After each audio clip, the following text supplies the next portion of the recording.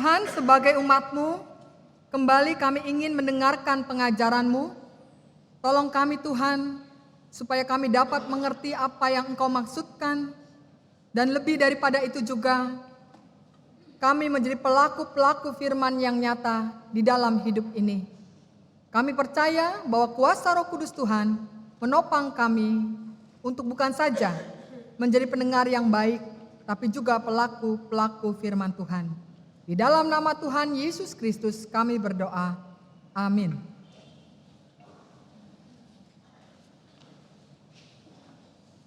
Bacaan pertama diambil dari kitab Keluaran 24 ayat yang ke-12 sampai yang ke-18.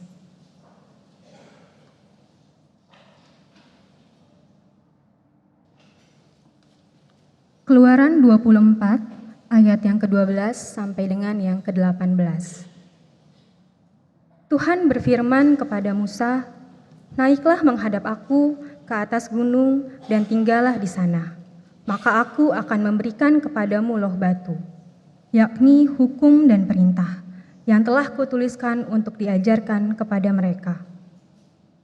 Lalu bangunlah Musa dengan Yosua abdinya. Maka naiklah Musa ke atas gunung Allah itu. Tetapi para tua-tua itu, ia berkata, "Tinggallah di sini menunggu kami, sampai kami kembali lagi kepadamu. Bukankah Harun dan Hur ada bersama-sama dengan kamu? Siapa yang ada perkaranya, datanglah kepada mereka." Maka Musa mendaki gunung dan awan itu menutupinya. Kemuliaan Tuhan diam di atas gunung Sinai, dan awan itu menutupinya 6 hari lamanya. Pada hari ke-7 dipanggilnyalah Musa dari tengah-tengah awan itu. Tampaknya kemuliaan Tuhan sebagai api yang menghanguskan di puncak gunung itu pada pemandangan orang Israel. Masuklah Musa ke tengah-tengah awan itu dengan mendaki gunung itu. Lalu tinggallah ia di atas gunung itu 40 hari dan 40 malam lamanya. Demikianlah sabda Tuhan.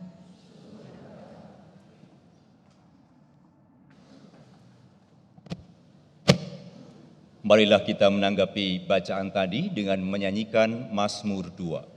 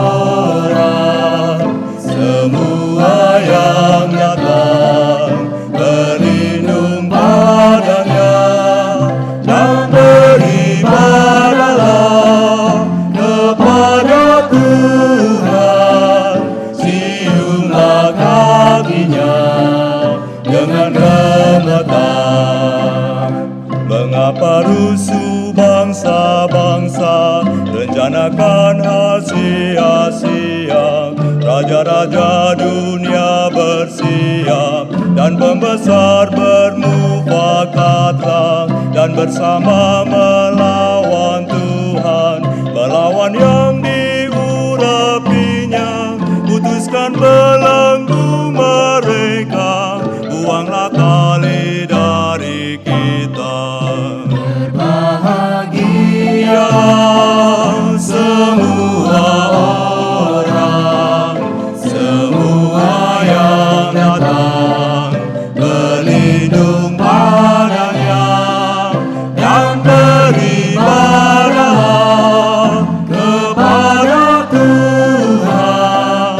Ciumlah kakinya dengan gemetar. Dia bersemayam dalam surga, tertawa mengolok mereka.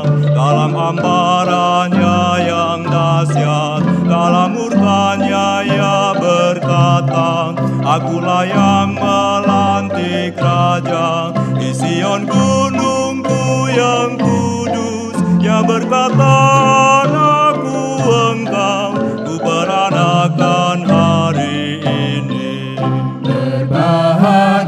bahagialah semua orang, semua yang datang berlindung padanya dan beribadahlah kepada Tuhan.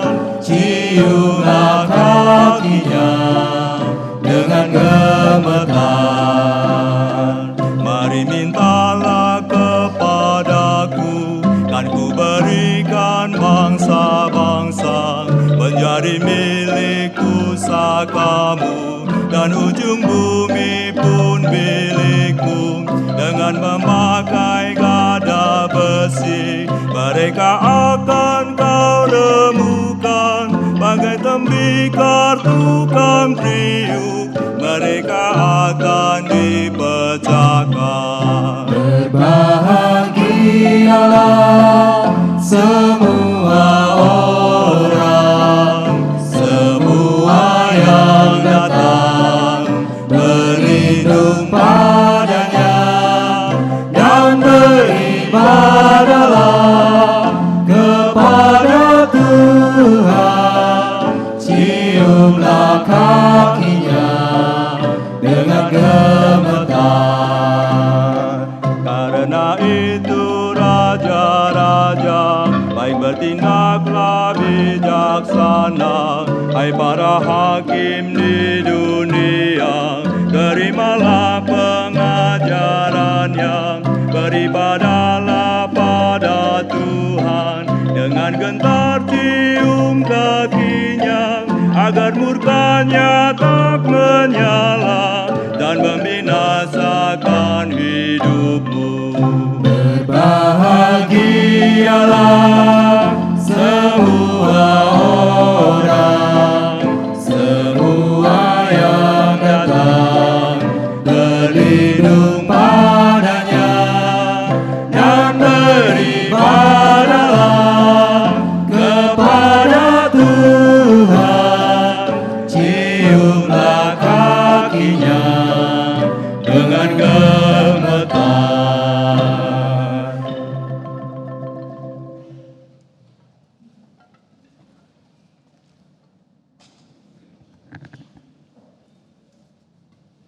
Bacaan kedua diambil dari 2 Petrus 1 ayat yang ke-16 sampai 21.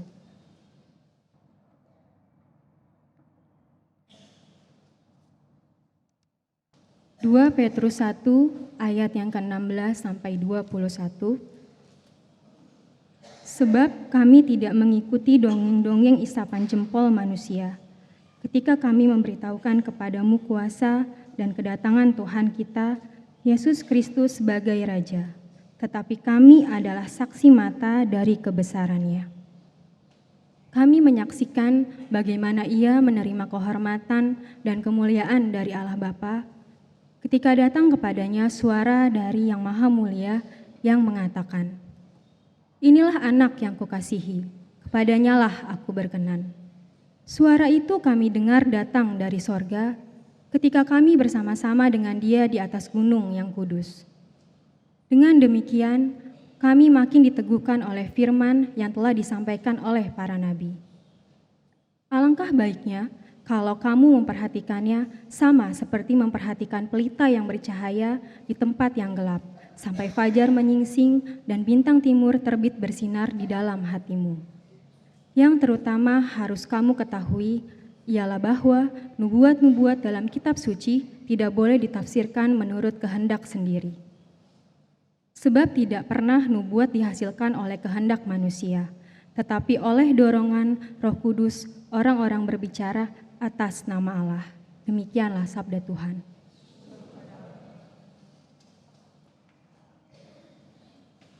Saudara, inilah Injil Tuhan Yesus Kristus menurut Matius 17, mulai ayatnya yang pertama.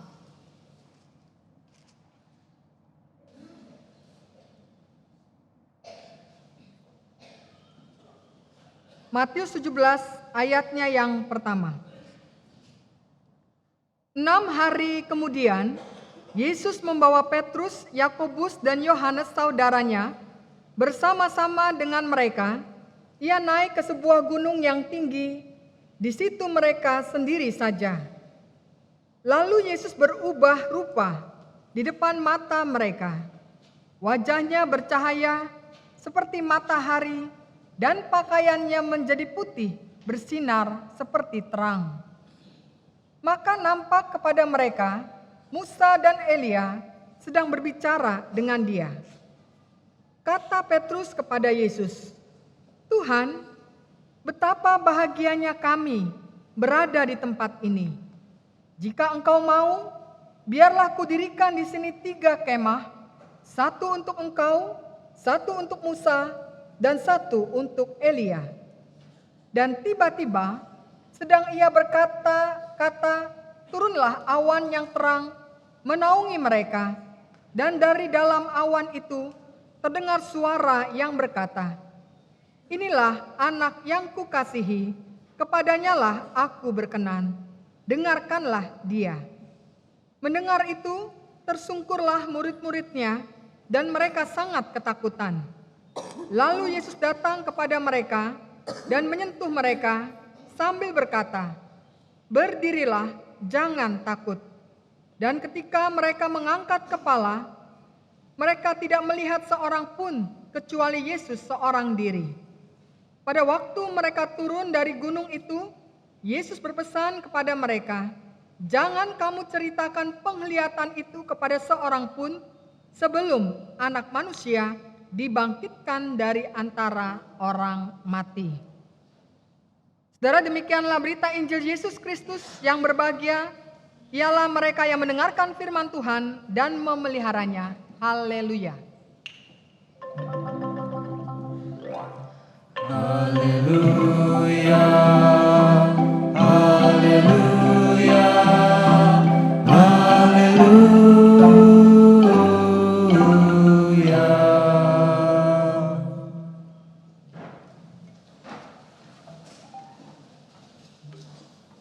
Selamat pagi Bapak Ibu sekalian. Ya, hari ini kita di dalam Minggu Transfigurasi akan mendengarkan tema khotbah tentang kemuliaan Tuhan memulihkan kehidupan. Nah, bagaimana itu kemuliaan Tuhan memulihkan kehidupan? Saudara, saya mulai saja dengan istilah. Ada satu istilah yang sering kali kita dengar, ya. Istilahnya adalah yang mulia. Sering dengar istilah yang mulia? Sering ya? Nah, biasanya di mana kita mendengar istilah itu? Di ruang pengadilan ya, salah satunya. Kalau kita mendengar ada hakim yang mengatakan, yang berbicara, maka hakim itu disebut yang mulia, ya. Tapi bukan hanya hakim saja. Siapa lagi yang disebut yang mulia? Nah, kita juga akan mendengar ini. Anggota Dewan Perwakilan Rakyat itu disebut dengan anggota dewan yang mulia atau yang terhormat, ya. Tapi juga kalau misalnya ada kepala negara atau kepala pemerintahan datang, entah presiden, entah raja, entah perdana menteri, maka itu akan didahului dengan kata yang mulia. Tapi ada juga ya orang-orang kaya, ya mungkin tuan-tuan tanah gitu ya, itu biasanya senang juga ya disebut sebagai orang yang mulia. Jadi saudara, dari apa yang saya gambarkan ini jelas bahwa gelar yang mulia itu sebenarnya bukan gelar yang sembarangan. Gelar itu ada kaitannya dengan kedudukan seorang di dalam suatu komunitas ataupun di dalam satu pemerintahan. Orang-orang tersebut biasanya disebut atau dipandang sebagai orang linuwih harkatnya. Yang pokoknya kedudukan harkatnya tuh jauh dari yang lainnya. Dampaknya biasanya orang-orang yang disebut dengan yang mulia ini tentu saja mereka menjadi orang-orang yang begitu berbangga hati. Karena tidak semua dianggap menyandang gelar yang mulia. Gelar itu memang sungguh menguntungkan karena akan membuat orang itu merasa diri dihormati oleh orang banyak. Maka tidak heran ya, biasanya untuk gelar itu banyak orang berjuang sedemikian rupa, berlomba sedemikian rupa untuk mendapatkan gelar yang mulia itu. Tapi ngomong-ngomong, kalau ada orang yang mengejar gelar yang mulia itu salah apa enggak sih? Salah enggak Bapak Ibu? Kenapa terdiam? Saudara, ya mungkin kalau dilihat dari sisi negatif bisa salah gitu ya, karena mengejar gelar gitu ya. Tetapi kita harus sadari juga bahwa sesungguhnya saudara dan saya ini diciptakan Tuhan sebagai makhluk yang mulia. Kalau Bapak Ibu dan saya membaca di dalam gubahan Mazmur yang indah di dalam Mazmur 8, maka yang namanya manusia itu di sana disebut sebagai makhluk yang mulia. Karena diberi kemuliaan, diberi kuasa dan hormat atas ciptaan-ciptaan Allah yang lainnya. Jadi rupanya ya walaupun gelar yang mulia itu bukan sembarangan orang, tapi pada hakikatnya, pada diri kita ini adalah orang-orang yang mulia. Nah mengapa? Ada yang membedakan semacam itu ya, dengan gelar yang mulia dan juga diri kita. Kenapa? Sebab menurut saya karena cara pandang manusia itu untuk yang menjadi mulia itu berbeda sekali gitu ya. Dengan apa yang Tuhan inginkan terjadi di dalam hidup kita. Tuhan memang menginginkan kita menjadi makhluk mulia. Tapi juga bukan dengan cara-cara yang tidak benar. Manusia mengira bahwa dengan besarnya kuasa, tingginya ilmu, berlimpahnya harta kekayaan, popularitas, maka di sanalah letak kemuliaan itu. Makanya tidak heran ya, orang-orang zaman sekarang kan mau ya bekerja dari pagi sampai malam, bahkan jauh malam. Dari pagi ketemu pagi lagi gitu ya. Karena orang mengatakan serba kurang. Karena orang kalau saya tidak kaya, tidak punya ini dan itu, saya tidak dipandang orang, Bu. Jadi untuk menempatkan diri saya sebagai orang yang mulia dipandang orang, ya oke lah saya jadi mengejar semuanya itu. Bapak Ibu yang dikasihi Tuhan Yesus Kristus, memang kita lihat di sini cara-cara yang tidak benar di dalam orang mengejar istilah yang mulia ini nampak juga ya dari para wakil rakyat ini dengan jabatan wakil rakyat yang mulia itu. Kita juga mendengar bahwa ada ya anggota-anggota dewan, jadi bukan semuanya ya saya mau mencap gitu ya, tidak semuanya. Itu yang sebenarnya mereka memang ingin meraih gelar yang mulia itu dengan cara-cara yang tidak benar, sehingga gampang mudah mengubar janji, tapi tidak melakukan perannya untuk mendorong agar rakyat ini benar-benar bisa mendapatkan haknya dan juga bisa menjalankan kewajibannya. Sehingga salah satu yang sekarang ini didengungkan adalah pemerataan. Ya, pemerataan di dalam kepemilikan. Ya, karena orang merasa bahwa semakin miliknya banyak, ya semakin dianggap orang yang mulia. Padahal kita sering kali mengatakan, apapun yang saudara dan saya miliki di dunia ini sifatnya adalah fana. Sifatnya adalah sementara. Sifatnya adalah titipan. Nah, saudara lihat ya di tayangan ini ada sebuah puisi. Puisinya dikarang oleh seorang pengarang terkenal W.S. Rendra yang menurut saya patut kita renungkan juga dari kata-kata ini. Judulnya adalah Makna Sebuah Titipan. Nanti tulisannya akan ditayangkan juga ya. Dia mengatakan demikian di dalam puisi ini, saudara. Seringkali aku berkata, ketika orang memuji milikku, bahwa sesungguhnya ini hanya titipan, bahwa mobilku hanya titipannya, bahwa rumahku hanya titipannya, bahwa hartaku hanya titipannya.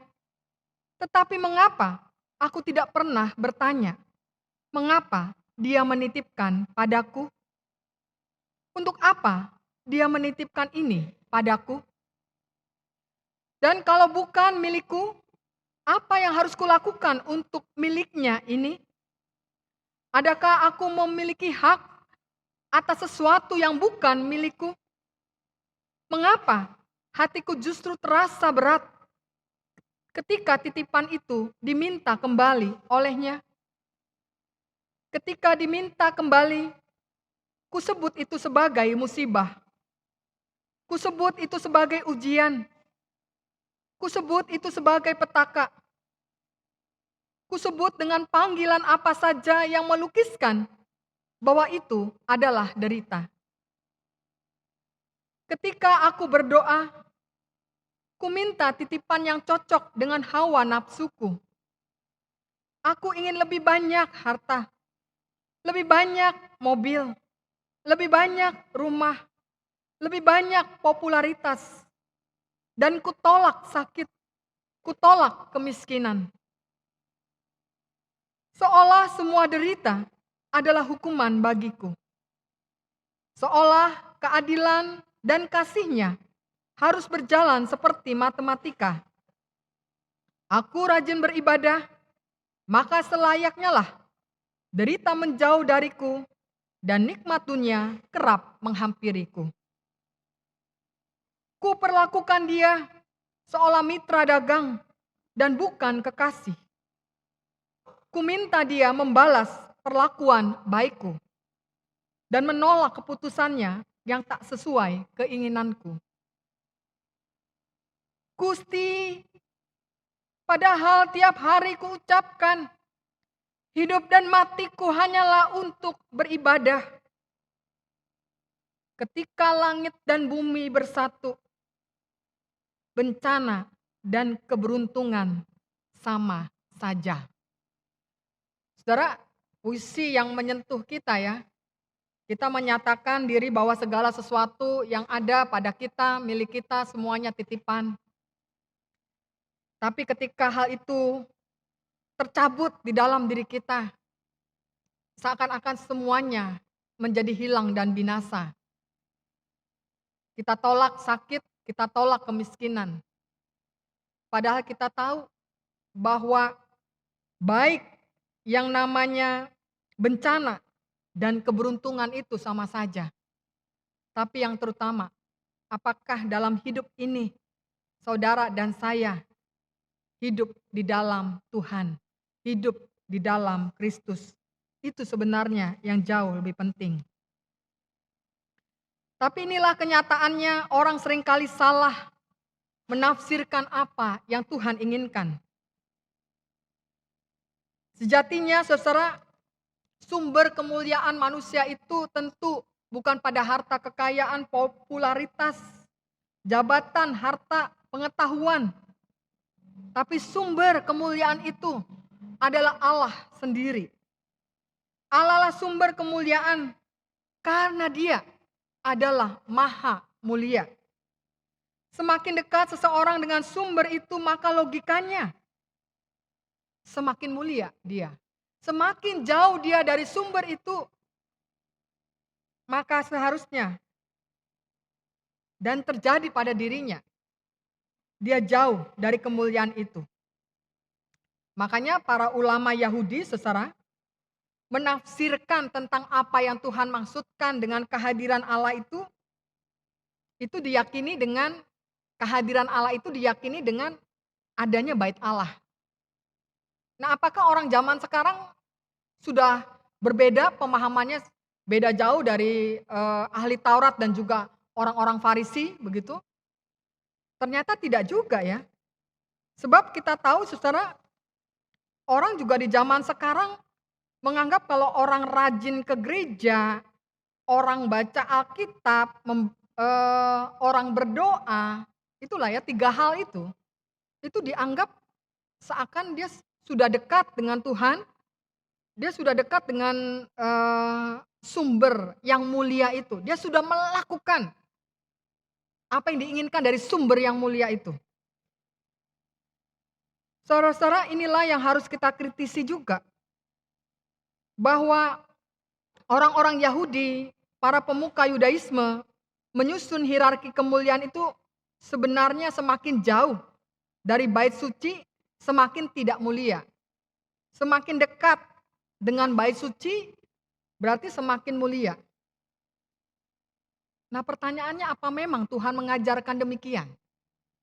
Jangan nanti kita sudah sepanjang tahun bertambah usia melakukan itu dengan setia gitu ya. Tahu-tahu Tuhan katakan, bukan itu. Jangan sampai kita salah dan keliru apa yang Tuhan maksudkan. Karena itulah di dalam Minggu Transfigurasi ini, kita ingin belajar dalam pengajaran Tuhan, apa sih yang dimaksudkan dengan transfigurasi Allah itu. Saudara, transfigurasi itu adalah suatu peristiwa metamorfosis, yaitu peristiwa perubahan rupa atau perubahan bentuk. Peristiwa di mana Yesus dimuliakan. Yang dipandang tadinya Yesus itu hanya sebagai manusia, tapi Yesus dimuliakan di atas gunung itu. Karena di sanalah Yesus mengajak baik Petrus, Yakobus, dan Yohanes. Karena apa? Karena 6 hari sebelum peristiwa transfigurasi itu di mana Yesus dimuliakan, itu seorang Petrus sudah mengatakan satu ungkapan yang luar biasa. Dia mengatakan di dalam Matius 16 ayat ke-16, "Engkau adalah Mesias, anak Allah yang hidup." Ya, ini Yesus mengatakan ucapan Petrus itu bukan muncul dari mulutnya atau kesadarannya sendiri. Tapi dari Bapaknya di surga. Jadi ketika Petrus mengucapkan itu, Yesus menghayati bahwa apa yang diucapkan Petrus itu adalah itulah yang Allah ingin nyatakan di dalam kehidupan ini. Tapi sayangnya saudara-saudara, seorang Petrus tidak memahami makna transfigurasi Allah itu. Karena pada waktu itu kita melihat bahwa Yesus tidak hanya muncul sendiri ya, tapi dia muncul bersama dengan Musa dan juga muncul bersama dengan Elia. Apa maksudnya muncul bersama Musa dan Elia? Kenapa tidak nabi-nabi yang lain gitu ya? Sebab memang Musa itu mewakili ya, mewakili tentang nabi pembawa hukum Tuhan, hukum Taurat. Jadi nabi terbesar karena dia pembawa hukum Taurat. Melalui Musa lah Allah menyatakan hukumnya. Apa yang harus dilakukan umatnya. Tapi juga kalau dilakukan melalui Elisa, itu karena Elisa dikenal sebagai sosok nabi yang sangat dihormati. Satu-satunya nabi yang naik ke surga begitu. Jadi bukan mati seperti kita ya dikubur atau dikremasi gitu. Tapi ini naik ke surga. Sebagai satu-satunya nabi yang pada zaman perjanjian lama itu dihormati. Nabi terbesar. Tapi walaupun ini merupakan dua figur yang sangat-sangat dihormati oleh orang-orang Yahudi, Yesus mau mengatakan bahwa dia lebih agung lagi, lebih mulia lagi dari dua nabi tersebut. Maka itulah sebabnya seorang Petrus lalu buru-buru. Wah, ini dia melihat Yesus dengan cahaya yang luar biasa. Karena dikatakan bahwa Yesus pada waktu itu wajahnya bercahaya seperti matahari dan pakaiannya itu menjadi putih bersinar seperti terang. Luar biasa. Sehingga buat Petrus ini sesuatu yang luar biasa yang dia berpikir bahwa dia hanya satu-satunya lah. Atau bersama-sama, maksud saya bersama dengan 3 murid lainnya yang melihat itu. Yang lainnya tidak. Sehingga dia mengambil kesempatan itu.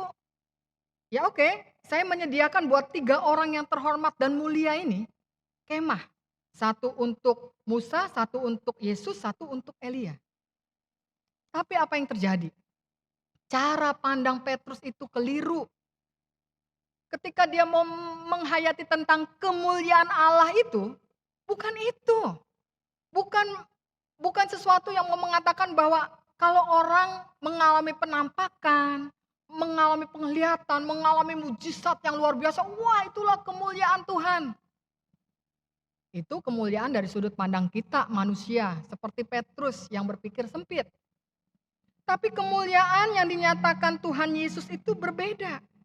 Sebab ketika Petrus begitu takjubnya melihat hal itu, maka dikatakan kemudian di dalam Matius 17 ayat ke-5, dan tiba-tiba, jadi mengejutkan berarti, dan tiba-tiba sedang ia berkata, turunlah awan yang terang menaungi mereka, dan dari dalam awan itu terdengar suara yang berkata, inilah anak yang kukasihi, kepadanyalah aku berkenan, dengarkanlah dia. Jadi mari kita garis bawahi kalimat, inilah anak yang kukasihi, kepadanyalah aku berkenan, dengarkanlah dia. Jadi artinya saudara-saudara, Yesus yang kita hayati sebagai juru selamat itu memang harus kita tempatkan sebagai sang Mesias. Penyelamat hidup kita. Tapi bukan saja mengagungkan dia di dalam segala ketakjubannya seperti Petrus yang merasa punya kesempatan bisa melihat kemuliaan dan keagungan Tuhan di dalam penampakan penglihatan itu. Bukan itu yang mau dituju. Tapi yang mau dituju bahwa ketika Petrus meyakini bahwa bahwa Yesus adalah sang Mesias itu, maka seharusnya Petrus juga senantiasa mendengarkan apa yang Yesus mau. Apa yang menjadi pengajaran-pengajaran Tuhan Yesus. Itulah yang harus diterapkan di dalam hidup saudara dan saya. Di dalam kehidupan kita. Supaya hidup saudara dan saya ini yang sementara, yang fana ini. Yang segala sesuatu yang kita miliki ini adalah titipan itu. Menjadi hidup yang mulia. Itulah yang Tuhan inginkan terjadi di dalam perjalanan hidup kita.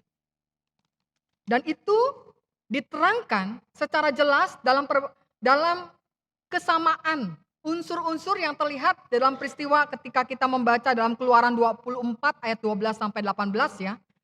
Ketika Musa juga melihat ada cahaya terang ya, di mana Allah menyatakan kemuliaannya. Ternyata di dalam dua cerita peristiwa itu ada unsur-unsur yang sama.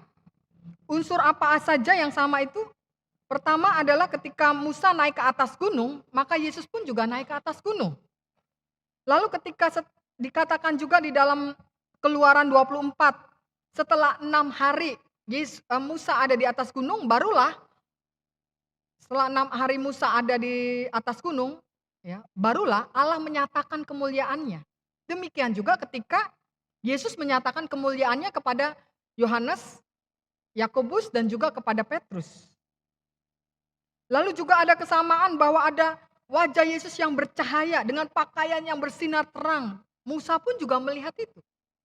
Jadi artinya kemuliaan Tuhan itu nyata. Dan di dalam kedua peristiwa itu, baik perjanjian lama maupun juga perjanjian baru, baik yang dialami oleh Musa maupun dialami 3 murid Yesus, kedua-dua peristiwa itu sama-sama mau menggarisbawahi bahwa yang harus dihayati dalam kemuliaan itu bukanlah peristiwanya. Tapi bagaimana Allah mau menyatakan firman-Nya. Sebab setelah Musa naik ke atas gunung itu, kemudian kita akan baca di dalam Keluaran 24 dan selanjutnya itu. Banyak hal-hal yang difirmankan Allah kepada Musa yang untuk disampaikan kepada umat Yahudi. Ada 10 perintah Tuhan.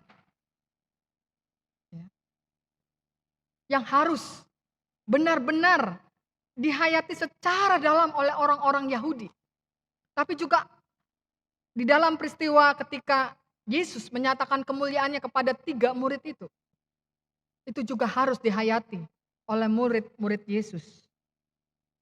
Nah karena itu saudara-saudara, dari sinilah saudara dan saya belajar di dalam perjalanan hidup yang fana ini, yang segala sesuatu ini hanyalah titipan Tuhan. Marilah kita hidup memuliakan Tuhan. Bukan dengan cara-cara seperti orang Farisi atau ahli Taurat yang hanya mendekat pada bait Allah. Seakan-akan kita mengatakan ini loh saya orang Kristen yang saleh. Bukan itu. Walaupun bukan berarti juga kita ya udahlah kalau begitu saya malas-malasan aja di gereja, malas-malasan aja di rumah dan lain sebagainya. Bukan itu juga, apalagi itu. Tapi yang Tuhan mau dari saudara dan saya adalah bagaimana saudara dan saya melakukan apa yang Tuhan firmankan itu di dalam hidup kita. Tuhan katakan di dalam doa Bapa kami, hiduplah secukupnya. Bapak Ibu sudah hidup secukupnya? Saudara, kebahagiaan yang paling top, on the top, tidak ada lagi kebahagiaan lain, itu adalah hidup secukupnya. Kita jumpalitan kerja dari pagi sampai malam, pagi lagi, untuk memenuhi segala fasilitas kekayaan.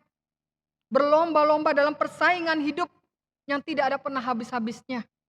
Kalau sudah stres, lelah, banyak penyakit, yang disalahkan Tuhan. Siapa yang membuat dan mau hidup seperti itu? Tuhan sudah menebus saudara dan saya. Tuhan mau saudara dan saya hidup sebagaimana hidup yang kita syukuri di dalam dunia ini. Karena di dalam doa Bapa kami juga dikatakan baik di bumi maupun di sorga. Baik di sorga maupun di bumi. Bumi dan sorga itu adalah karya Allah. Kehendak Allah. Karena itu kita boleh hidup di dalamnya dan melakukan apa yang Tuhan inginkan. Karena itu mari kita belajar seperti doa. Jadi kalau berdoa ya Bapak Ibu, jangan hanya berdoa Tuhan penyakit saya jauhkanlah. Tuhan supaya hidup saya dipenuhi ini dan itu. Tuhan supaya segala hal-hal yang buruk dari orang luar ya biasanya begitu kan ya. Orang yang jahat sama saya Tuhan tegur dia, Tuhan hukum dia gitu kan. Kadang-kadang doa-doa orang Kristen tuh doa-doa yang menjemukan dan doa-doa yang tidak Kristiani ya. Harusnya kita belajar doa seperti doa seorang bapak gereja yang bernama Gregorius. Di dalam doanya dia mengatakan begini saudara. Dengan pertolongan-Mu ya Tuhan, buatlah aku menjadi bersih, bijak dan saleh. Dijauhkan dari setiap kejahatan, hanya menyatakan kebenaran dan cuma melakukan keadilan. Bimbinglah aku berjalan di jalan yang lurus, memancarkan kesabaran, bebas dari kecurangan, dan memperlihatkan keindahan melalui kearifan dan kejujuran. Pusatkanlah perhatianku kepada perkara-perkara yang di atas, membelakangi hal-hal yang duniawi, dan mendemonstrasikan kehidupan sorgawi. Amin. Mungkin doa itu yang harus setiap kali kita ucapkan kepada Tuhan. Agar kita menjadi makhluk yang mulia. Seringkali kita menganggap kalau kita memperhatikan orang lain itu ketika saya sudah menjadi kaya. Ketika saya sudah memiliki segala sesuatu. Padahal di balik itu kita pamrih. Kalau kita memberi sesuatu kepada orang yang lebih kurang dari kita, aduh berbangganya saya. Saya sudah melakukan apa yang menjadi perintah Tuhan, menolong sesama. Tapi di balik itu ada pamrih. Pernah nggak kita berpikir, dunia ini diciptakan Tuhan untuk seluruh makhluk. Jadi tidak ada satupun makhluk di dalam dunia ini yang tidak mendapat ruang. Seharusnya cara kita berpikir bukan hanya sekedar mau memberi kepada orang lain. Tapi di dalam kita memberi ruang kepada orang lain, itu yang jauh lebih penting. Kalau saya seorang pengusaha, bukan hanya sekedar saya membagi-bagi duit ke gereja, kemana. Tapi beri ruang untuk orang bisa berusaha. Untuk usahanya berhasil. Kalau kita punya pembantu di dalam rumah tangga, bangga nggak kita kalau dia hidupnya semakin lebih baik? Atau kita katakan, yang penting saya kasih gaji. Kita bangga sudah memberi gaji. Tapi kita tidak pernah berpikir bahwa mereka pun juga perlu ruang untuk bertumbuh, berkembang. Dan inilah tuntutan hidup yang Tuhan inginkan terjadi pada setiap orang, pada setiap anak-anak Tuhan. Sebab segala sesuatu yang Tuhan berikan di dalam dunia ini adalah cukup. Cukup untuk semua orang, untuk semua makhluk hidup. Jadi kalau sekarang ini ada kesenjangan, kalau sekarang ini ada kemiskinan, ada kurang gizi, ada segala sesuatu yang pada akhirnya orang tertindas. Jangan-jangan cara kita memandang kehidupan ini yang masih belum pas, masih keliru. Mari kita belajar untuk menjadi makhluk yang mulia. seperti apa yang Tuhan inginkan. Sehingga minggu transfigurasi ini menjadi minggu yang bukan saja memuliakan Tuhan di dalam segala keagungan ketakjubannya, tapi di dalam perilaku, di dalam pikiran, dan di dalam perbuatan kita. Amin.